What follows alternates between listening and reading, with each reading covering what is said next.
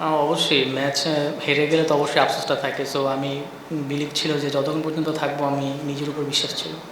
আসলে ওইভাবে আমি চিন্তা করি নাই, কাউকে টার্গেট করিনি ওইভাবে। সো কারণ যেহেতু অনেক রান দরকার ছিল, সো আমি আমার স্ট্রেন্থ ছিল আমার, আমি ওইটাই ট্রাই করছি আর আমি সাকসেস হয়েছি। হ্যাঁ অবশ্যই, যদি কেউ একটু সাপোর্ট করতো ইজিলি, আমার মনে করি উইকেট অনেক ভালো ছিল, ইজিলি ম্যাচটা বের হয়ে যেত।